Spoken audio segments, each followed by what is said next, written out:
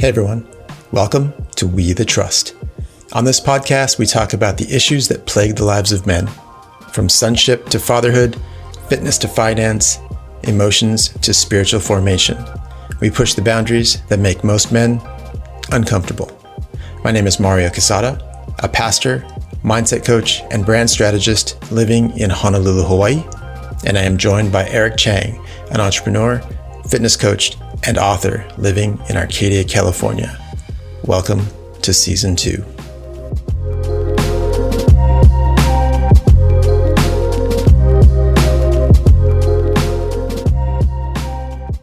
We are back. This is, I believe, Season 2, Episode 8. We are here with Sam Kemp. He's a pastor out in Southern California at Fellowship Monrovia.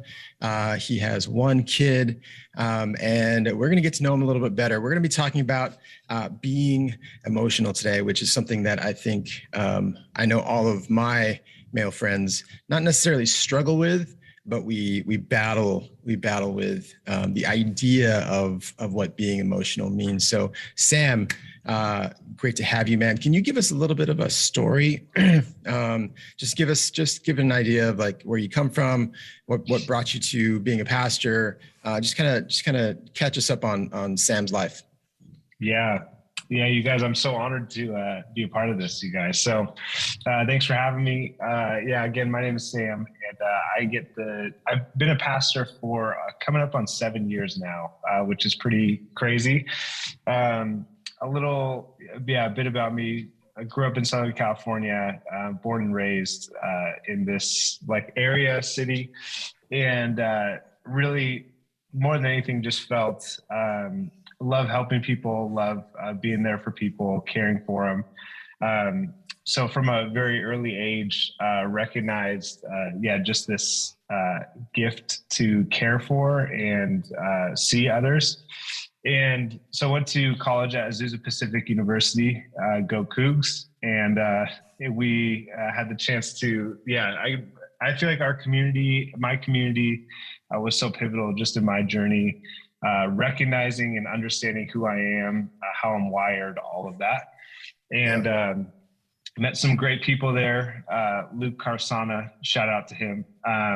But yeah, that's how we got connected to Eric. And even just, a bit of my journey was really felt called by God to, and really felt my gifting to shepherd and care at APU. And started volunteering with our middle school ministry while I was doing marketing. Long story short, come on staff. 7 years later, the rest is history, So it's been quite the journey. Yeah. Just to add to that, yes, we did meet through Luke. So shout out to Luke if he's listening to this. One of the reasons why we connected was he in passing, I heard all about you just through Luke on and off. Dude loves you, man. And he just would talk about this awesome guy in his life. And then somehow in passing, he mentioned that you were a pastor. Obviously, I knew you were a pastor, and you were not transitioning, but you were going back to school. Yeah. And he said that you were going back to school to study LMFT. Right. And you can probably break down the difference between that and the LCSW, I think. And my first initial thought was, wow, that's going to be the first male LMFT that I've ever known in my life. Yeah. Because usually that's a very female dominated industry. Yeah. And I was curious to hear more about it. And I thought to myself, man, that guy must be really clear and connected with himself emotionally. So love to hear more about that journey. But really, what we want to hear about today is kind of a lot of, every guest that we have on is, we want to know what you've been doing, what you kind of shared about, and then where you're headed, and talk about some experiences of dealing and being emotional. So so good. Yeah, and it's been quite the journey for me, as you can imagine. Just through the years. But I also pay Luke to give me compliments to other people. So just so you guys know, he's got a side hustle, but no, So I think that one of the biggest parts for me in pastoral leadership was just this reality of, I'll kind of get to the heart of it.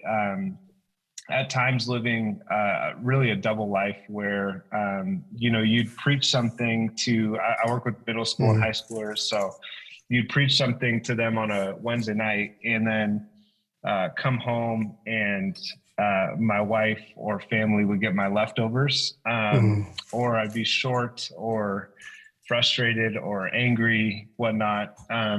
Recognizing too, I work with people. So the emotions and feelings are like through the roof for me on a regular day that I really love and enjoy. But at the same time, I know I can carry a lot. And so it's been coming. And I found myself, this has been, again, quite the journey, but just even using the term burnt out right now of investing so much in caring for other people while still neglecting my own needs, what I'm navigating through, all of that. So that really, I feel like the warning signs came and the red flags came to where I started being able to pay attention to and just see these things in my life come up and say, I need to bring community in. I need to bring other people in just to I was living a pretty unhealthy life emotionally, I would say. So it's been quite the journey just to have people in my corner, really just investing in me and through that whole process. So, yeah, I could totally dive in more too, as I'm like, you guys tell me where you pick apart all of that too. I'm gonna make a couple of comments first. Yeah.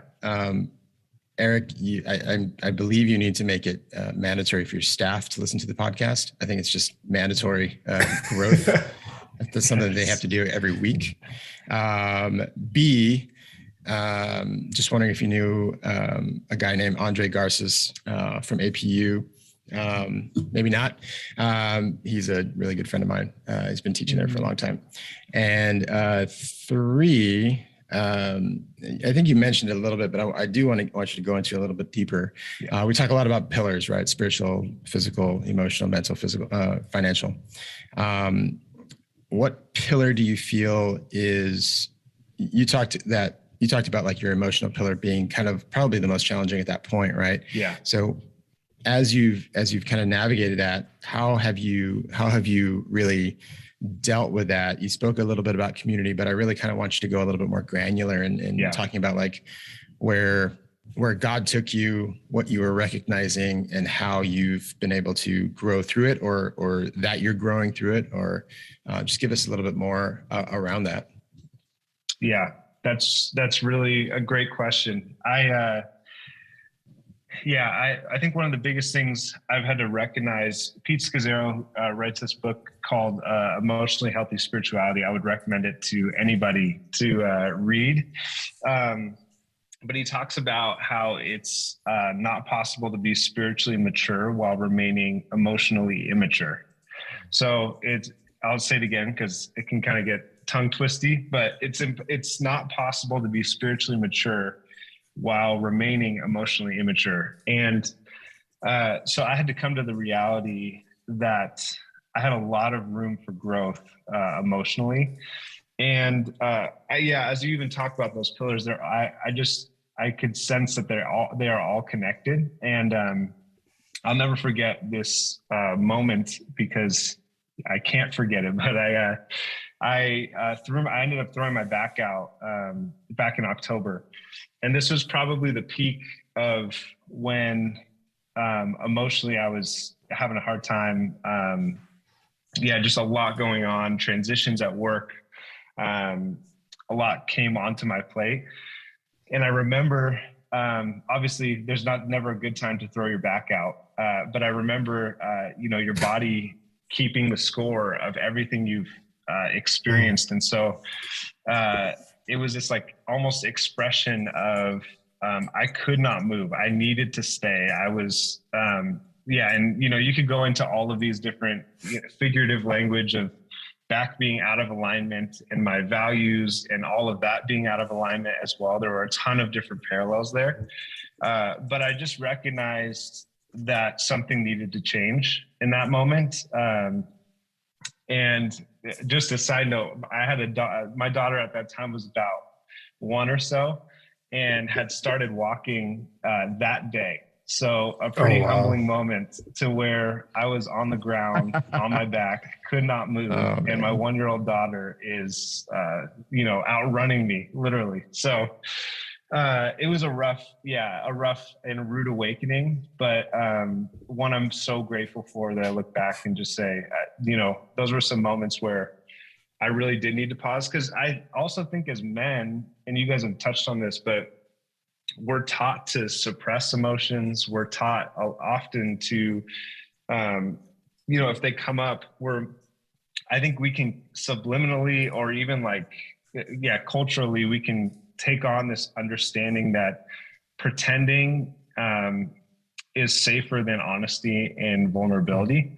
Like pretending that I got it all together or pretending that, this isn't impacting me. But I know what God had called me to was honesty and vulnerability, that I was trying to do way too much of this on my own. So that's probably the deepest moment in the last year or so, where it all, like the lights came on and I'm like, here we are. So yeah. Clarification question. I mean, there's a couple of things that you said that really stuck out to me. Number one was you said that the body keeps score. And I was like, whoa, man, that's good. That is true. Yeah. And, it's just keeping score of everything you experience. And I always think of our life, and this is something I actually talked to Luke about, is this idea and process of becoming, right? Like every conversation we have, every workout we do, every time we pray, every time we make a financial decision or don't make a financial, or it's decisions that we make or don't make that are forming the people that we are becoming. Right. Yeah. And there's this entire process of formation that is happening over and over and over. Something that you shared was also that, you're taught to suppress your emotions. Right. And I definitely identified with that growing up. Yeah. Never felt like I really felt like I became a very, very emotional person, probably like late high school into college when I first started to dabble with it, just even being able to show how I really feel. But almost everything, and this goes back to our anger episode, but almost every one of my negative emotions or emotions I didn't know how to deal with always automatically went into anger, because that's the only way I knew how to express myself. It was the strongest emotion I could essentially show. For you, what are some experiences that you've had in terms of suppressing your emotions? First of all, like, why do you feel like that's something that you learned or picked up? And then how have you worked through that in the last 5, 10, 20 years?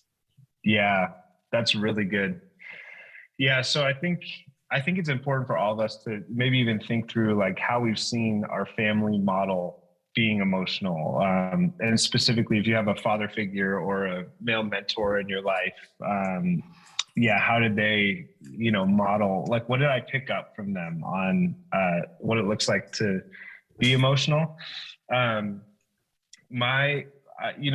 a 2 on the Enneagram, if Enneagram talk is helpful, but you could probably notice that through, I'm an emotional, sensitive guy, very in tune with all of that. And at times, even growing up, I felt like an emotional overload. I was just talking with another high schooler, and he said, man, I wish I had someone to talk to about my anxiety and depression when he was in middle school. And mainly he's saying this because his father had left, all of that stuff. So he had a lot of hurt, family hurt and all of that.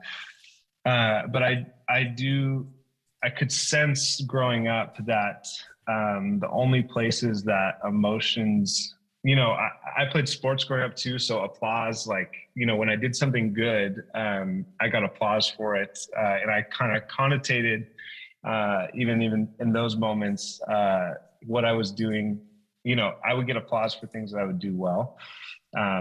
And recognizing too, there were things I didn't do well that weren't talked about, or, and so you pick up messages like, okay, I can't talk to people about that, or I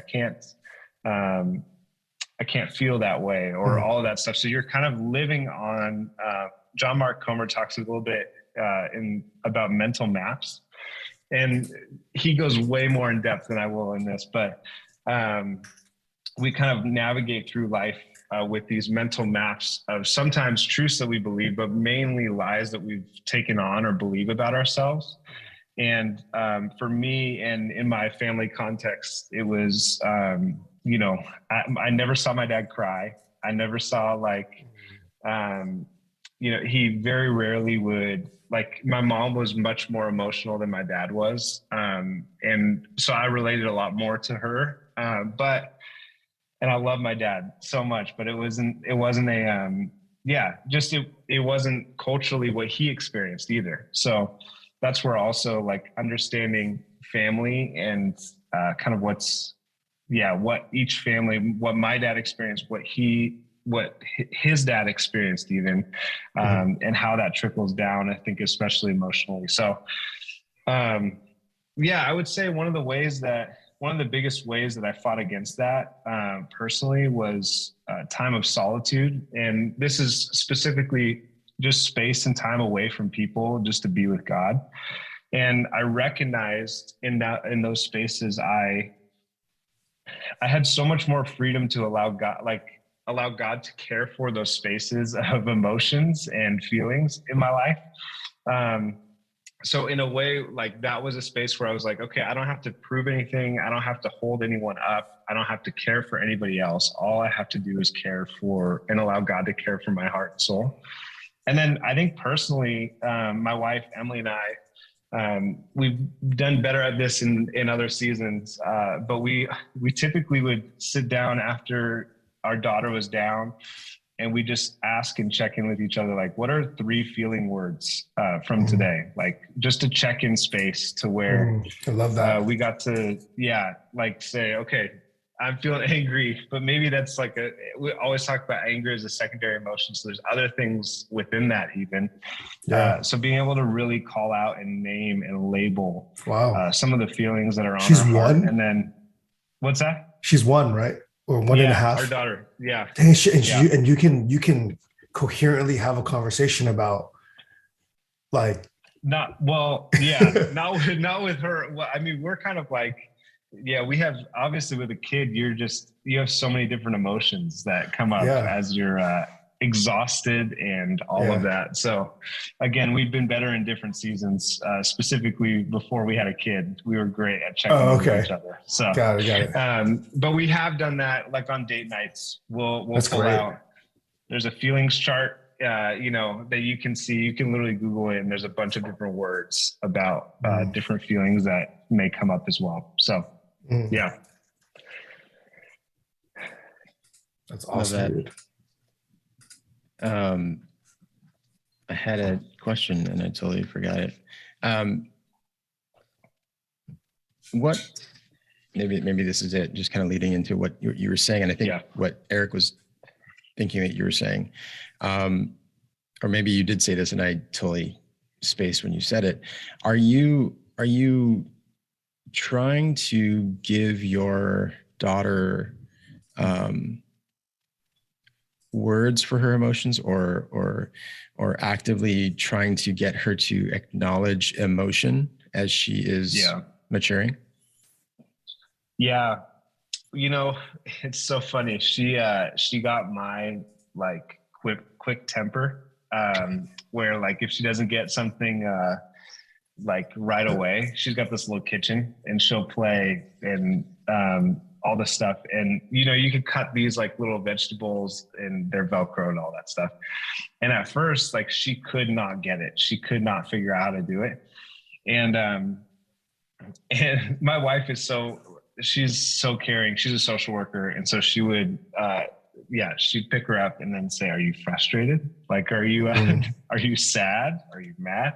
And, she's obviously not talking that much or able to say that much right now. She's 18 months, but we are trying to give, I feel like those little things and moments where we can even just acknowledge, like, and try to figure out, you don't have to, my tendency is to solve things right away and just cut it for her, like I'll just get in there but I think she is looking for at times when she'll cry or something like that, you can just hold her and be with her instead of,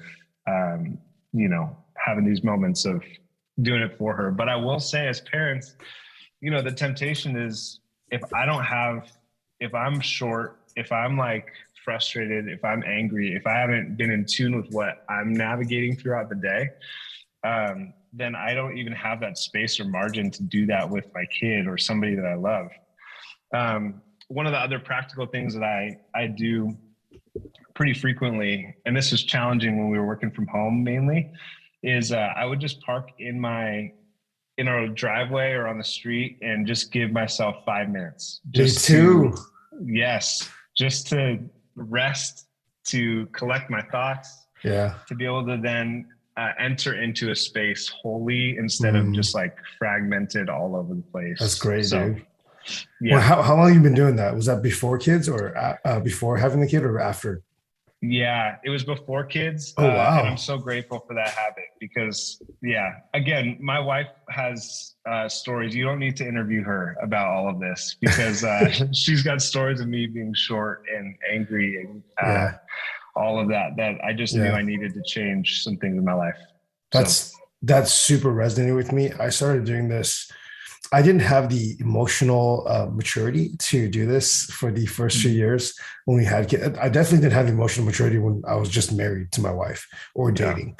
And maybe around when my daughter turned, I want to say 3. So this is really only like 2 years ago.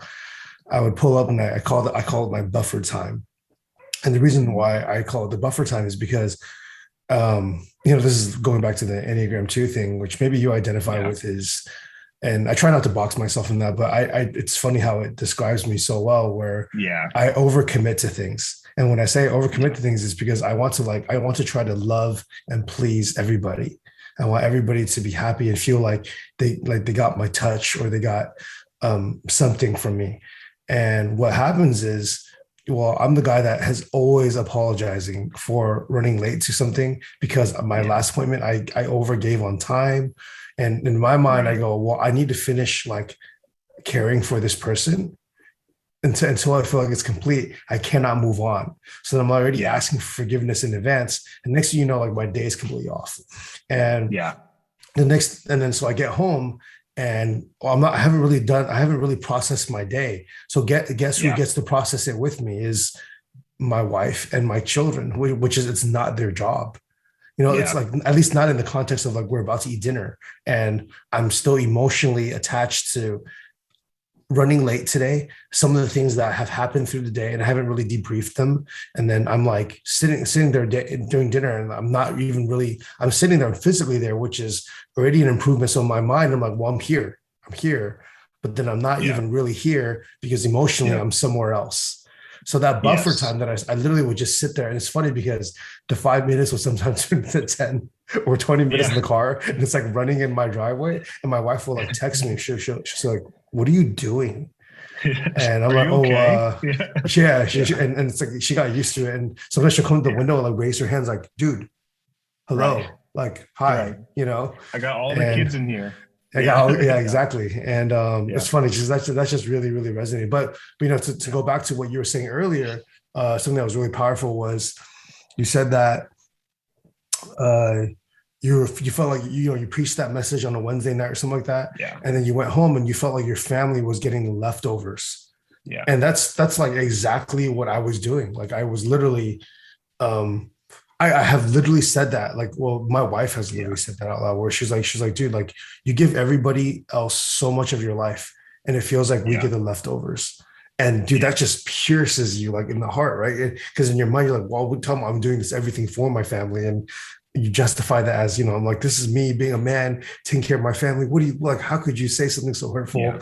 But it's funny. And I was thinking about that and a thought that actually came to my mind. This is literally 2.5 years ago. a thought that came to my mind was, if I only give my family the leftovers, eventually they will soon find somewhere else to eat. And Wow.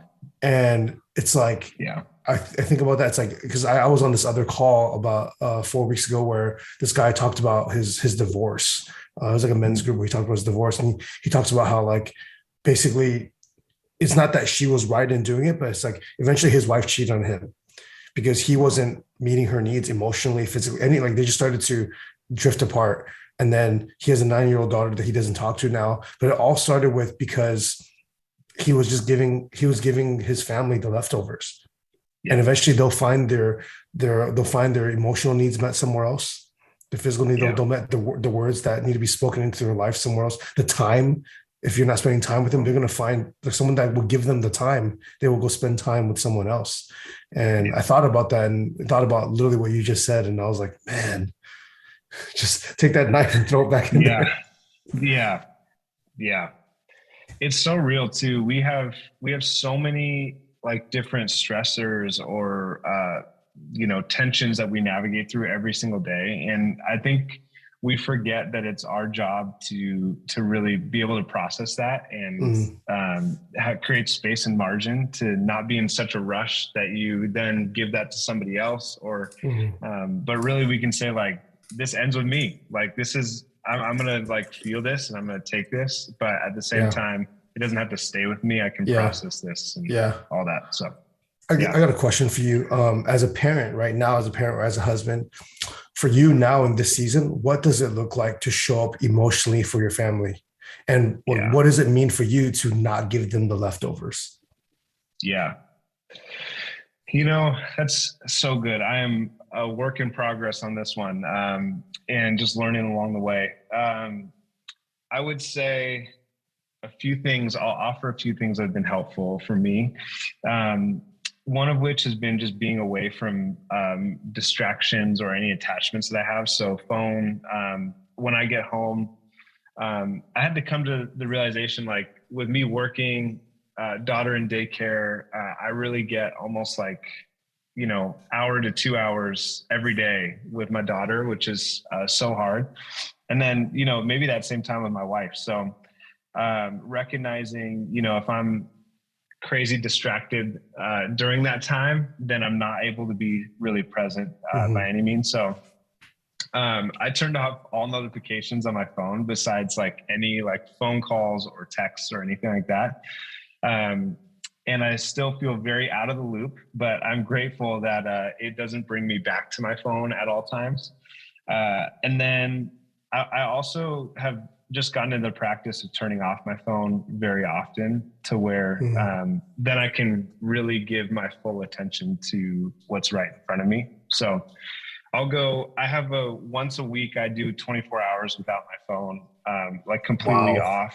And I'm with my family a lot of the time because that would terrify my wife if something were to happen. Wow. But really just to build in margin, just to rest and to check in with my own heart and soul, at the end of a week and all that. So, yeah.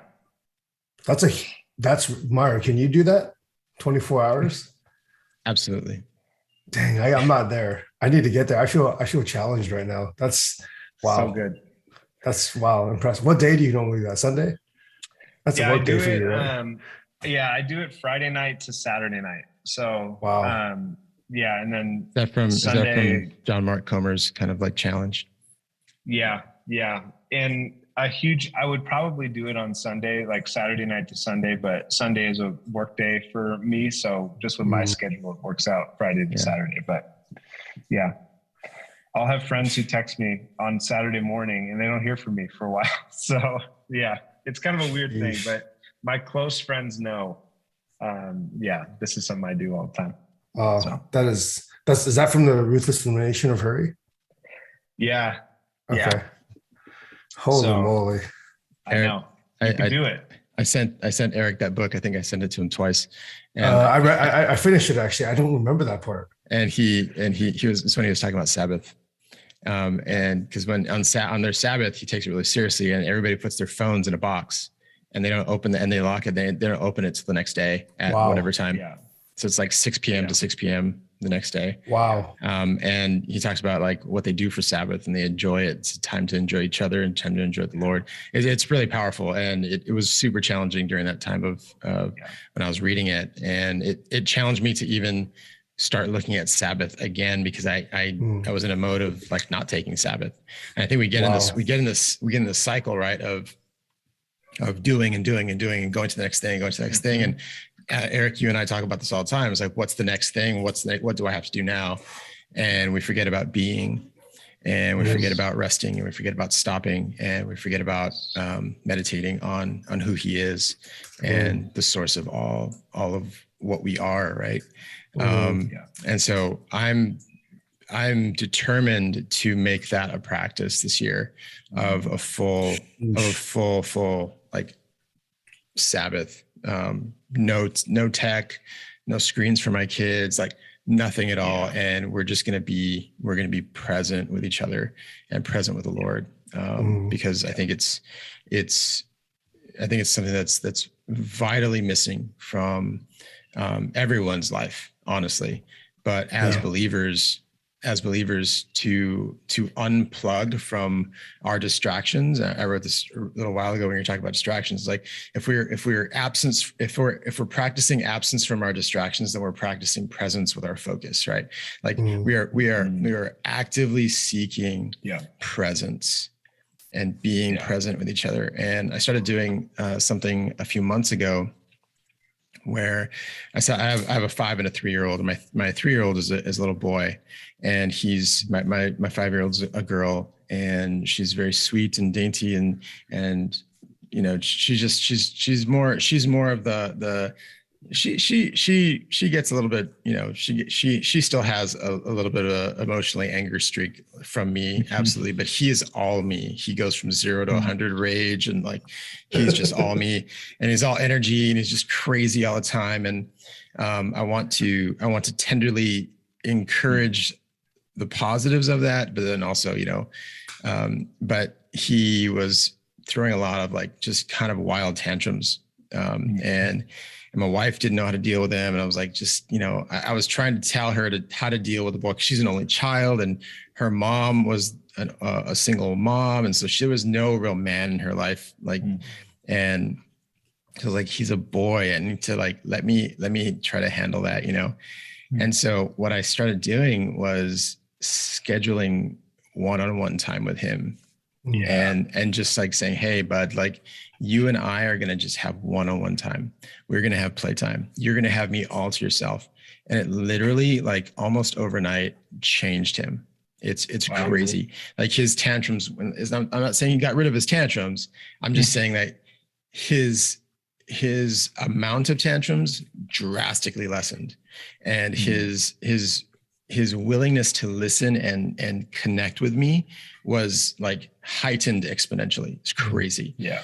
And so the being intentional with our time, that I mean, Eric and I talk about the intentional father all the time with John Tyson. And so that I was reading Elimination of Hurry, and I was reading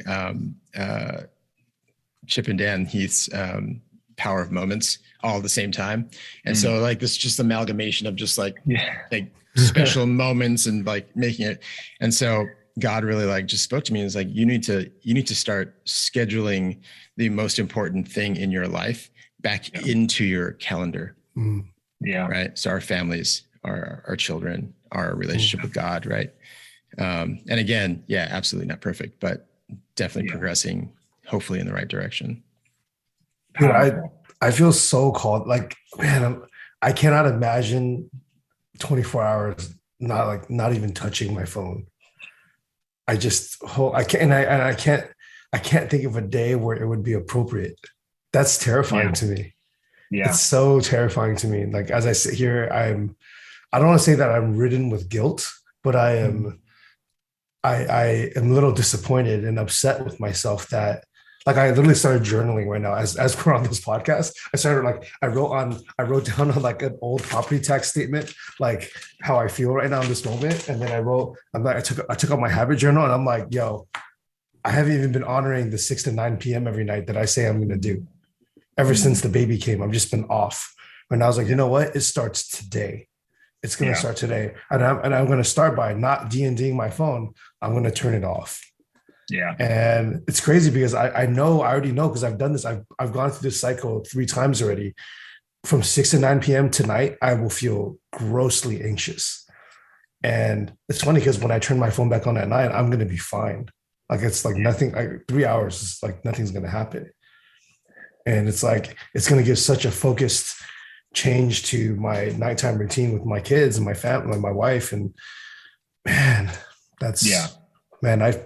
my chest hurts right now. It's a process. And like, I would say, you guys work with people all the time. So one step at a time too is like, if it's 3 hours, then great. Like 3 hours it is. And I'd just say leaning into it. I haven't slept with my phone right by me in probably over like 2 years, maybe. And when I do, because it's like the last thing I look at, and you're getting mentally, you're just getting all of that as well.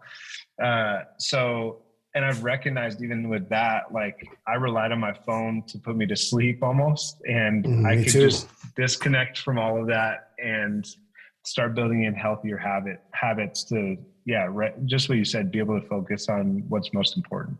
How did you get to the point where you don't sleep with your phone next to you? Like, what do you, do you wake up before, like you don't need an alarm to wake up?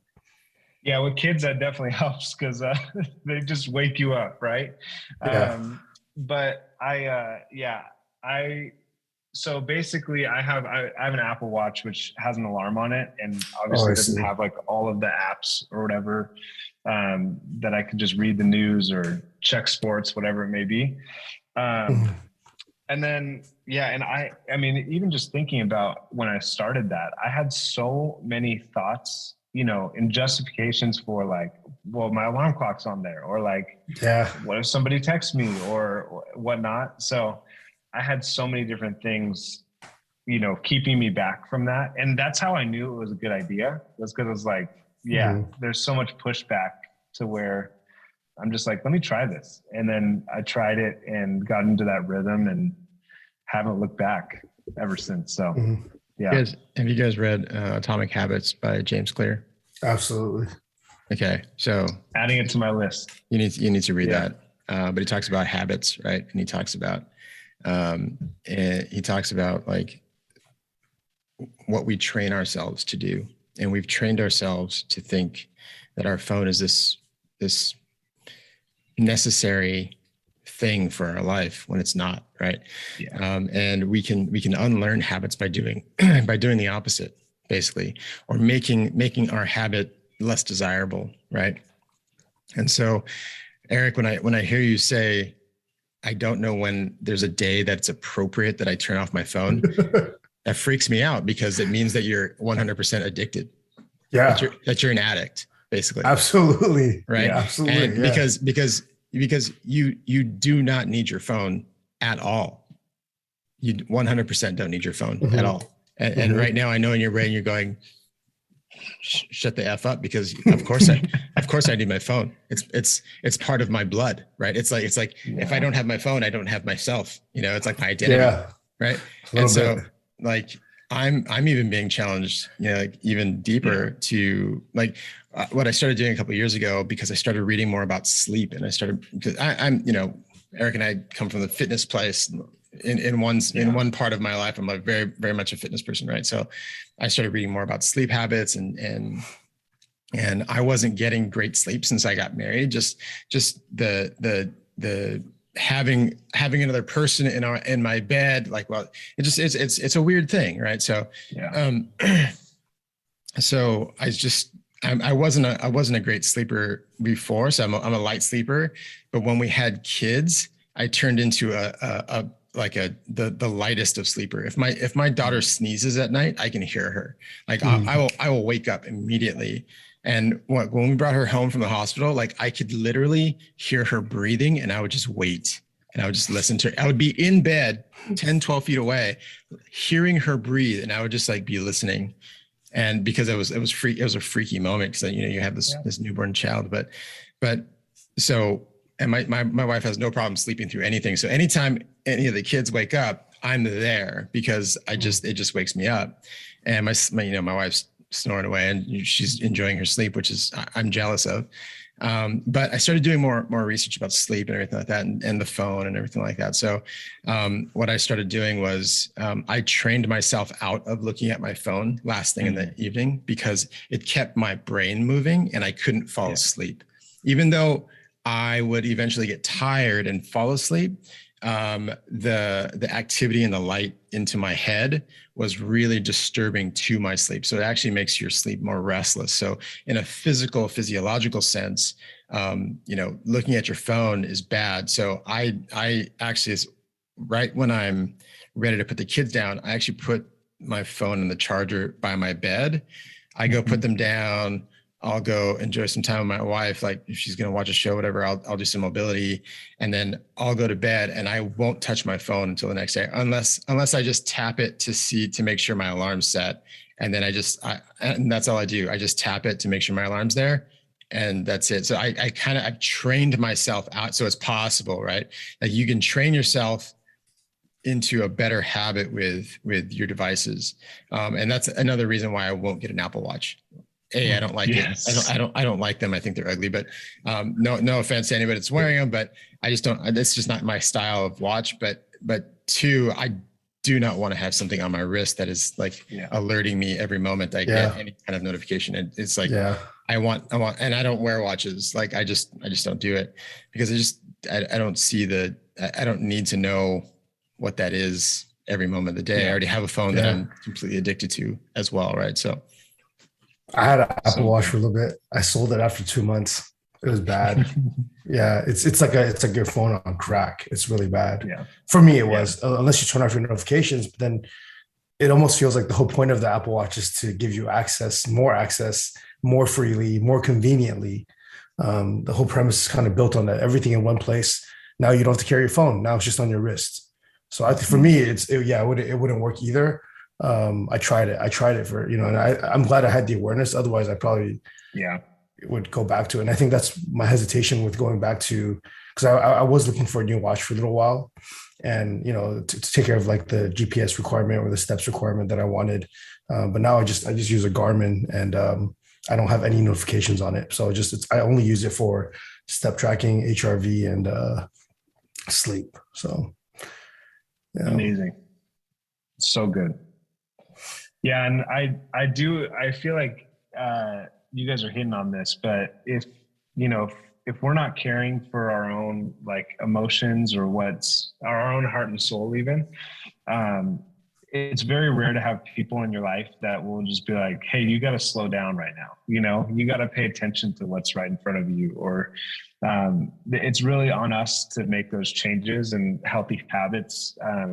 So yeah, I think anything that you could build in, whether that's journaling, whether that's, I have a journal on my phone, which is ironic given how little I'm on my phone, but, and the boundaries that I have there, but even just to have space to just journal out like what happened in that day and disconnect from it in order to be present, whatever that is, it's worth it every single time because the gift that's right in front of you too. So powerful. Yeah. Oh. Man, that was good. Just a kind of a follow question, I guess. What would be your top, we can kind of start to transition into our questions after this, Mario, but what are your like top 3 tips for being more, I want to say emotionally, I don't know if the right word is available, but how to like maybe more emotionally connected. That's probably better. Yeah. What would your top 3 to 5 be? Yeah. That's really good. I would say, especially in this context, the goal, just keeping that goal in mind too. The goal is to love God, to be loved by God, and then to love our neighbor as well. And so with that goal in mind, like, I think the template is And even you speaking to this with emotional health, like the template is almost, or maybe not the template, the end goal is like, am I loving people well? Like, am I loving my family well? And if not, that's a sign that I need to come back to these different rhythms and everything like that. So I'd say a rhythm for me, I mentioned solitude, just time away, disconnected from everything, just to be alone with God, yourself. And I have 4 questions that I asked Rich Velotis, who's a pastor. I mentioned this as well, but he said, these are things to like prayerfully process while in solitude. I would say this is connected to the second thing, which is journaling. So allow these 2 things to be connected. But what am I mad at? What am I sad about? Or what am I mad about? What am I sad about? What am I anxious about? And then what am I glad about? So mad, sad, anxious, and glad. And you can just get a chance to like check in with like, what are you carrying right now? And typically when you name things, God starts to do a healing work in even that. So solitude, journaling, I would say Sabbath, that's completely countercultural, like we talked about. So I won't go too far in depth into that, but like countercultural to a world that's like, get as much out of you. God's grace is so in that you're loved when you're producing nothing. Like nothing is happening, and I'm being the least productive out of my entire week. And it's the best thing that I can do for my own heart, soul, faith, family, all of that. So, solitude, journaling, Sabbath. And then, one of the things I started doing is, and maybe this is connected to journaling, but I started doing like a thought record almost of like, where's this thought coming from? Like, how is it impacting me? I love planes. So I always think of, I look at like air traffic controllers, and air traffic controllers are always like they're controlling the entire space, or landing, taking off, all of that.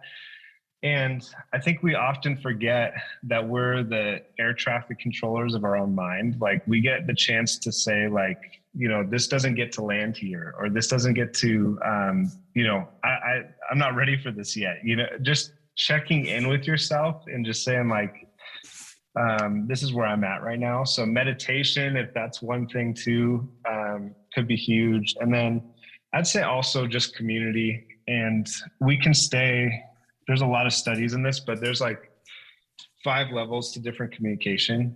I don't know where this is in this list. Sorry, I gave you like 30 things, but this community, there's like 5 different levels of communication. And then the deeper levels, like, it could be, how are you, is one level, like, and there's kind of inner workings of each one.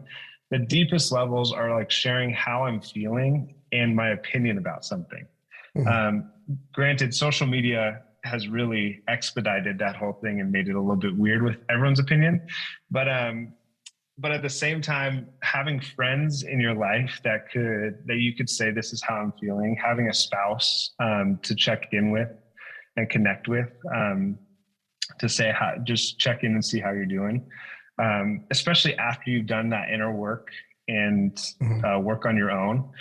Being able to enter in and say, this is how, my day's going. This is what I'm experiencing right now. It's not you, it's me, like those moments where I'm like, you're not making me frustrated. It's just that I've had all of these different things in this day or whatever. So, that's a couple of things I'd say. Love it. Yeah. I know that's a hard transition for me, knowing that, because I used to pastor young adult ministry for 8 years, and then I still do a lot of discipleship, which is, it's just who God made me to be, right? So I'm always meeting with people, mentoring them, and talking things out. So there's a lot of emotion in my day. Yeah. And so when I get home, or when I get back into my family nest, right, I have been pulled at and punched in the face and ground down, and like my heart and soul has just been shredded just to pour out, because I've been pouring out all day in a myriad of different ways. I also do brand strategy. So I'm doing that for clients as well. So like I'm helping them kind of deal with their mess because I can see it, right? But when I get home, like there's this acknowledgement that this has happened all day, but there's less of a willingness to acknowledge that I'm in that state, if that makes any sense, with my innermost, right? With my family, with my wife and kids. And I just walk around grumpy. I just walk around just like, don't talk to me right now. It's like, it's kind of going back to what we were talking about earlier, like taking that moment. I've taken those moments, and that 1 minute has turned into a half an hour at sometimes, because I just need to like decompress away so that I bring less of it in, because it's going to come in, right? Suppose that I bring less of it in, but there's just times where like I'll see the most loving faces in my world and it makes me angry. Yeah. Just because of what's been going on in my head and my heart all day, that I think I'm more angry that I am in a vacant state for my most loved, right? And that anger turns outward, but it's really dangerously focused inward, because I'm more angry and upset at myself, but because of that, I'm like this backed up animal in a cage, right? I'm just like, everything's gonna emote something negative from me. And so I'm recognizing that more and more every day.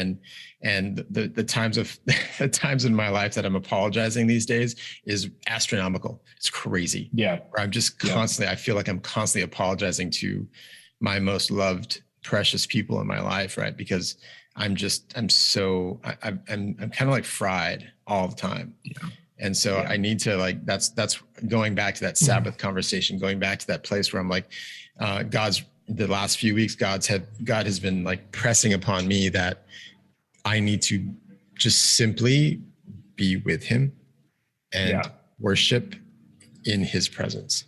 Like literally that's all he's saying. It's like, just be with me and worship me here, right now. And I spent a couple of nights this last week just like on my face while my kids, my wife were asleep. I was on my face. I'm like just worshiping and crying out to God. And the next day was radically different. It's very interesting when you present yourself towards the Lord and you just say, hey, look, I'm struggling here. And you just give your sacrifice of praise at that moment. Like it changes everything. And it's pretty radical. Yeah. So good. All right. You ready for this, Eric? Ready for the core five? Is Sam ready for this? I don't know. I'm ready for this. Shotgun questions. But do it. Why don't you start? All right, my first question is, what's your social security number? No, I'm just kidding. No, so we asked 5 quick questions based on our 5 pillars and just kind of what your practice is for each of them. So first one is, how do you train your body? Well, do you have a physical practice? Yeah. It's a great question. I haven't gotten into the CrossFit game yet, so I need to one of these days. I know a guy near you. Yeah, I know. I know. So yeah, I do a lot of running. We just got a Peloton, so helping, with all of that as well. So, try to be as active as possible and move at least 30 minutes a day, at least. But building in those practices. And then, I found myself in Ben's office doing physical therapy because I had a lot that was out of whack physically. So yeah, running and biking right now have been the main things. Cool. We'll go. So this is, we're breaking everything up into our pillars, right? Spiritual, emotional, mental, physical. And the way we've broken that up is heart is our emotional, mind is our mental, soul is our spiritual, and then wallet is our finances, right? So with that explanation, because I know it gets like there's like for Christians, it's like this heart, mind, soul kind of connection where it's like everything just kind of feeds on itself. So with your heart, the seat of your emotions, how do you kind of like, we've spoken a lot about that today, right? So how do you really care for that? Yeah. That main space is that time of solitude and time away. So I know we've gone in depth with that. So I'll say, see the previous conversation to save you time. But awesome. That and journaling have been the main things. It's great. Yeah. Mm. How about, how do you take care of your mind? Do you have like a mindset practice? Yeah. This has been probably one of my biggest growth areas for me. I haven't done as much like breathing exercises, but I have recognized when I do incorporate that into my day, I recognize how much of an impact that has on me being able to see a little bit more clearly and care for people. So that is something that's a growth area for me, but just space to breathe. And if I can get outside, that's been my outlet right now, has been going for a walk and that's big again, taking off my, phone notifications, all that, keeping that behind and just being present and noticing things, even like so different than going through life really quickly. So, yeah. How do you take care of your soul, your spirit? Yeah. That for me has been, I'll do a day. Soul care is very different than Sabbath, and I've had to learn the intricacies of all of that. But there is days where the last thing I want to do is like make coffee, and so I'll go to a coffee shop and I'll go read something. And so just being really in tune with where how the week's been. I play golf once in a while, so that's been a space where I get to. It's a little slower of a game. It's not so anything to really help slow me down. But I would say a lot of the work that I get to do is I get a front row seat to what God is doing as a pastor in other people's lives. And I would never really, I'm all for that with other people, but at the same time, I really never want to sacrifice. Albert Tate, my pastor, says sacrificing intimacy for impact. And I would never want to find myself in the place where I've sacrificed that intimacy with God because I'm only there for impacting other people. So building into that space, intimacy. Yeah. That's really good. Love that. By the way, where do you play golf at? I haven't played in a while. I played at Brookside. That was my main spot. Okay. When I was in Pasadena, but just moved out to Glendora. So I'm a free agent right now with golf courses. So we'll see. All right, we got to get you down to it's not a great course, but the Arcadia Par 3 is a quick. Yes. It's like have you played there? It's great. Yeah. Yeah. All right. We'll go sometime, dude. I'm terrible, but I haven't been on in a while, but yeah, we'll go do that. And then the last one is, how do you take care of your wallet or your finances? Do you have like any principles that you follow or any? Yeah. This is another good growth area. And one that we take into account. My wife and I come from very different contexts as far as like how families approach the conversation about money. Mm-hmm. And so we have a really strong budget that a friend of ours sent us. And so we track every single expense and go through it, literally schedule a budget meeting once a year. Our least awesome meeting in the world, but it's great it's very necessary. And always generosity is a huge part of our lives and even just values as a family. So trying to build in as much, the reason why we track is ultimately so we can be practical and save and all of that, but it's also to be generous and to be able to, love on people through that generosity. So love it. Good. Yeah. Sam, thanks for hanging out with us today, man. We've gleaned a lot of, I think, solid, emotionally healthy practices that you've been able to like just kind of like download us with. And we're going to have a lot of links to a lot of the books that we mentioned today down below. But Sam, where can people kind of contact you or connect with you? Yeah, I'm on Instagram a little bit. I delete it once in a while. So that's a love-hate relationship. But when I love it, you can find me on there. And that's probably the easiest way to connect with me. So awesome. So grateful for you guys. Thanks, Ben. Thanks for joining us. Thanks, brother. Yeah. All right. Thanks for joining us today, guys. For more content, you can find us on Instagram at WeTheTrust or at WeTheTrust.com. If you'd like to connect further with Eric, you can find him on Instagram at Coach Eric Freedom. And if you'd like to connect further with me, Mario, you can find me on Instagram at the Mario Quesada. We'll see you next time.